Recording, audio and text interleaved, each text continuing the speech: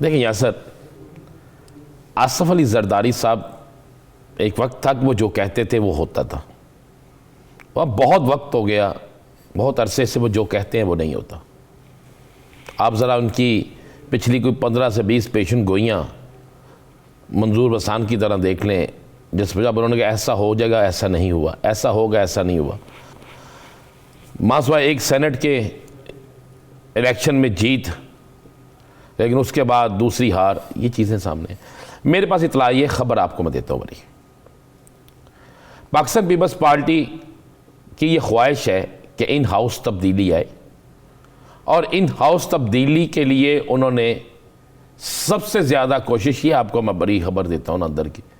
کہ سب سے بڑی کوشش انہوں نے تحریک انصاف کے اندر کی، یعنی انہوں نے تحریک انصاف کے اندر ایک بڑے گروپ سے رابطہ کیا، اس گروپ کو کہا کہ ہم ان ہاؤس تبدیلی کے لیے کوشش کرتے ہیں، آپ لوگ ہی ان ہاؤس تبدیلی کے بعد آپ لوگوں کو ہم پیپلز پارٹی اور دیگر سیاسی جماعتیں سپورٹ کریں گی، آپ کے اندر سے کوئی بندہ وزیر اعظم بن جائے، آپ کچھ عرصے بعد اسمبلیاں تحلیل کر دیں۔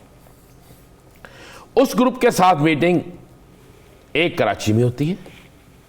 ایک میٹنگ جنوبی پنجاب میں رحیم یار خان کے اندر ایک بڑے گھر کے اندر ہوتی ہے میٹنگ۔ یہ جو میں آپ کو دو بتا رہا ہوں میٹنگیں، دو میٹنگیں ہوتی ہیں، لیکن مزے والی بات ہے کہ ان دونوں میٹنگز میں آصف علی زرداری صاحب کی ٹیم ان لوگوں کو رام نہیں کر سکتی۔ وہ لوگ کون کون سے؟ ان کا تعلق زیادہ جنوبی پنجاب سے ہے۔ اچھا ٹھیک۔ اس کے بعد ایک میٹنگ جو ہے وہ اسلام آباد میں ارینج کی جاتی ہے، جس میں کہا جاتا ہے کہ آصف علی زرداری صاحب ڈائریکٹ ان سے بات کریں گے۔ آصف علی زرداری صاحب کا ڈائریکٹ ان سے رابطہ ہوتا ہے، بات ہوتی ہے، اس بات کو خفیہ رکھا جاتا ہے، لیکن یہ بات اتنی خفیہ نہیں رہتی، پاکستان کے ادارے بھی متحرک ہے، سیاسی جماعتیں بھی متحرک ہیں۔ اس میٹنگ میں بھی پیپلز پارٹی کو وہ مؤثر جواب نہیں ملتا جس کی وہ توقع رکھتے ہیں۔ اب آصف علی زرداری صاحب جو مائنڈ بنا کے بیٹھے ہیں، جو کوشش کر رہے تھے، وہ یہ تھی کہ ہم تحریک انصاف کے اندر سے ڈنڈ ڈالیں گے، مسلم لیگ نون ہمارا ساتھ دے گی، تحریک عدم اعتماد میں باقی سیاسی جماعتیں ہمارا ساتھ دیں گی، اور ہم سسٹم ایسا کریں گے کہ نہ نون لیگ نہ پیپلز پارٹی، تحریک انصاف کے اندر سے ہی کوئی تیسرا شخص کھڑا ہو جائے عدم اعتماد کے معاملے میں ان کے لیے کہ جو وزیر اعظم، یعنی مائنس عمران خان فارمولہ، جس کو پی ٹی آئی کے اندر عمران خان سے جو نہیں بھی محبت کرتے نا، انہوں نے بھی ماننے سے انکار کر دیا۔ انہوں نے کہا جی مائنس عمران خان فارمولے پہ تو عمل ہو ہی نہیں سکتا۔ اور آپ کو ایک اور خبر دے دیں کہ زرداری صاحب کو ایک بڑی اہم سیاسی شخصیت جو مذاکرہ، جن کے ساتھ یہ مذاکرات کر رہے تھے، ان میں وہ بھی شامل تھی، کوشش کر رہے، مذاکرات تو نہیں کہہ سکتے، انہیں رام کرنے کی کوشش کر رہے تھے۔ اس شخصیت نے یہ کہا کہ جناب کیا عدم اعتماد کی تحریک اس وقت تک کامیاب ہو سکتی ہے جب تک ادارے ہمارے ساتھ نہ ہوں؟ زرداری صاحب کا کہنا تھا جی وہ ہمارے ساتھ، انہوں نے کہا پھر آپ ہمیں اداروں کی طرف سے کوئی ہمیں اشارہ دلا دیں۔ وہ اشارہ نہیں دلایا جا سکا، اس لیے یاسر کے ادارے نہ ان کے ساتھ ہیں اس معاملے پہ، اور نہ ہی ادارے عدم اعتماد کے معاملے پہ ان کا ساتھ دیں گے۔ اب آصف علی زرداری صاحب کا آج یہ تھا کہ ان کی خواہش ہے، اب جب یہ ساری گیم کا پتہ چلا، یاسر میں آپ کو ایک اور خبر دے دوں، اس خبر کے اندر سے ایک اور خبر بھی دے دوں، اس ساری گیم کا جب پتہ چلتا ہے مولانا فضل الرحمان صاحب کو، تو مولانا صاحب سیدھے ہو جاتے ہیں، بالکل سیدھے ہو جاتے ہیں مسلم لیگ نون کے ساتھ، اور وہ کہتے ہیں مسلم لیگ نون کو کہ اگر عدم اعتماد کی تحریک آئے گی تو وہ تحریک وہ ہوگی جو میرا بیٹا یا شہباز شریف لائے گا، اگر پیپلز پارٹی کی طرف سے لائی ہوئی کسی تحریک میں یا پیپلز پارٹی کی طرف سے پیش کردہ سیاسی تجویز پہ عمل کیا جائے گا تو ہم لوگ آپ سے علیحدہ ہوں گے۔ یہاں پہ ایک سوال بنتا ہے، اگر پیپلز پارٹی تحریک عدم اعتماد لانا چاہتی ہے تو وہ پی ایم ایل این کے بغیر نہیں لا سکتی، اگر پی ایم ایل این لانا چاہتی ہے تو اس میں پی پی کی شمولیت کا ہونا لازم ہے، تو پھر جب دونوں طرف سے لازم و ملزوم ہے تو دونوں پارٹیز مانتی کیوں نہیں؟ دونوں اس لیے نہیں مانتی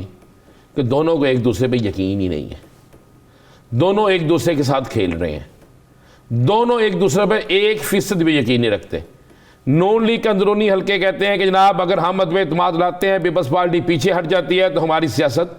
آؤٹ ہو گئی۔ پیپلز پارٹی بھی یہی کہتے ہیں کہ ہم عدم اعتماد کی طرف آتے ہیں, ہم آگے لگتا ہے پیپلز, پتہ چلتا ہے نون لیگ جو ہے کسی جگہ مکمکہ کر گیا تو ہم پیچھے ہم زیرو ہو گئے. تو اس لیے میں آپ کو خبر یہی دے دوں کہ عدم اعتماد کی تحریک جو ہے, جس کے متعلق بڑا شور مچا ہوا ہے اور 3 ماہ بڑے اہم قرار دیے جا رہے ہیں, ان 3 ماہ میں کسی صورت میں بھی عدم اعتماد کی تحریک نہیں آ رہی. میں یہ لفظ آپ کو کہہ رہا ہوں کہ ان 3 ماہ میں عمران خان کی حکومت کے خلاف عدم اعتماد کی تحریک نہیں آ رہی. آصف علی زرداری صاحب کا بیان ہو, چاہے مولانا فضل الرحمان صاحب ہوں, چاہے میاں محمد شہباز شریف صاحب ہو, یہ نہیں ہو رہا. ہاں یہ ہو رہا ہے, ایک چیز ہونے جا رہی ہے, اس 3 ماہ میں 2 سے 3 بڑی گرفتاریاں ہونے جا رہی ہیں. عدم اعتماد کی تحریک تو نہیں آ رہی,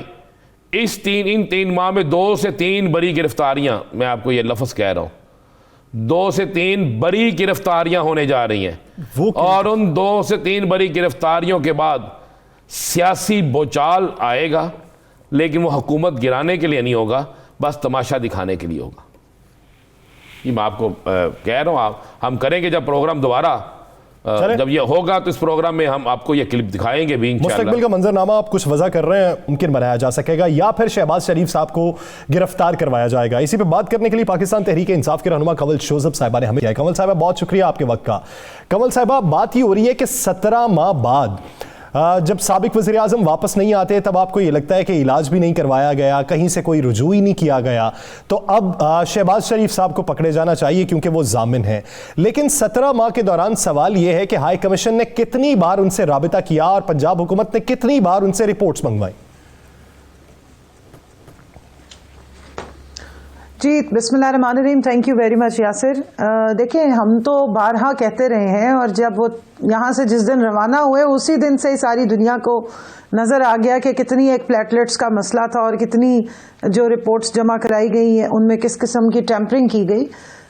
لیکن ایک علاج کا جو اور ایک جو سیکیورٹی مانگی گئی تھی اعلیٰ عدلیہ کی طرف سے کہ ان کی جان کی جو ہے وہ ضمانت دی جائے, اس کو مد نظر رکھتے ہوئے ان کو جو اجازت ملی تھی کہ وہ اپنا علاج کرا لیں تاکہ کوئی گلا نہ رہ جائے, وہ سب نے دیکھ لیا کہ وہاں پہ کوئی علاج نہیں ہو رہا بلکہ ایک ڈرامہ چل رہا ہے. بلکہ ایسی میٹنگز ہوتی رہیں, کئی ایسے افغان جو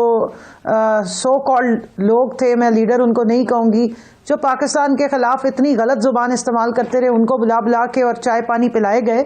تو یہ ساری معاملات سب نے دیکھے. اب 17 ماہ کافی ہوتے ہیں ساری کلائی کھول دینے کے لیے اور جھوٹ کا جھوٹ اور سچ کا سچ کرنے کے لیے. تو میرے خیال میں اب اٹس اباؤٹ ٹائم کہ جتنے بھی انہوں نے جھوٹ بولنے تھے وہ بول لی ہیں. تو اب جو ان کے ضامن ہیں یا ضمانتی ہیں جو خود یہاں پر ٹی ٹی کے کیسوں میں اور نیب کے کیسز میں جن کی یادداشت چلی جاتی ہے, جن کو یاد نہیں رہتا کہ 25 ارب روپیہ ان کے چپڑاسیوں کے اکاؤنٹس میں کیسے آ گئے, 15,000 کمانے والوں کے, جن کے بیٹے کو پتہ نہیں چلتا کہ ان کے اکاؤنٹ میں پیسے کیسے آ گئے. تو اب میرے خیال میں اس سے پہلے کہ لوگ نظام عدل سے بالکل ہی آوازار ہو جائیں اور بیزار ہو جائیں, تو یہ سارے معاملات جو ہیں ان کو دیکھنا ضروری ہے, اور عدلیہ کو جو ہے وہ ان معاملات پہ گہری نظر رکھتے ہوئے چیزوں کو کنکلوڈ کرنا چاہیے. آپ نے بڑی اچھی ابھی بات کی آپ کے اپنی گفتگو کے آغاز میں. آپ نے کہا ٹیمپرنگ کر کے گئے اور وہاں جب یہ جہاز میں گئے تو یہ بالکل سب کو نظر آ گیا اور وہاں پہ کوئی علاج نہیں ہو رہا. چلے وہاں پہ تو کوئی علاج نہیں ہو رہا, یہ ٹیمپرنگ کر کے چلے گئے. آپ نے ٹیمپرنگ کرنے والے کسی شخص کو پکڑا, کسی کے خلاف تحقیقات کا آغاز کیا؟ جی رانا صاحب دیکھیں, شہباز گل صاحب نے بھی بڑی ڈیٹیل میں اس پہ پریس کانفرنس بھی کی تھی اور بتایا بھی تھا کہ کس طریقے سے ٹیکنیشینز کو ساتھ میں لایا گیا. مسئلہ یہ ہے کہ 35 سال 40 سال تک جب آپ ایک صوبے کی حکومت اپنے ہاتھ میں رکھیں تو ہر لیول پہ آپ اپنے بندوں کو انٹروڈیوس کرا دیتے ہیں, ان کو رکھ لیتے ہیں. تمام منسٹریوں میں دیکھ لیں, تمام آپ سی ایم آفس میں دیکھ لیں, حتیٰ کہ لیبارٹریاں تک نہیں چھوڑی جہاں پہ سفارشیوں کو بھرتی کیا گیا. تو اسی طرح کے معاملات ہیں اور اس پہ میرا خیال ہے کہ کام کیا تھا پنجاب حکومت نے بھی, اور کافی حد تک کوشش کی ہے کہ اس طرح کے معاملات کرنے والے لوگوں کو جو ہے وہ سپیئر نہ کیا جائے. کنول صاحبہ مجھے جہاں تک یاد ہے ڈاکٹر یاسمین راشد صاحبہ بہت محترم بھی ہیں, وہ قابل اعتماد ڈاکٹرز بھی ہیں,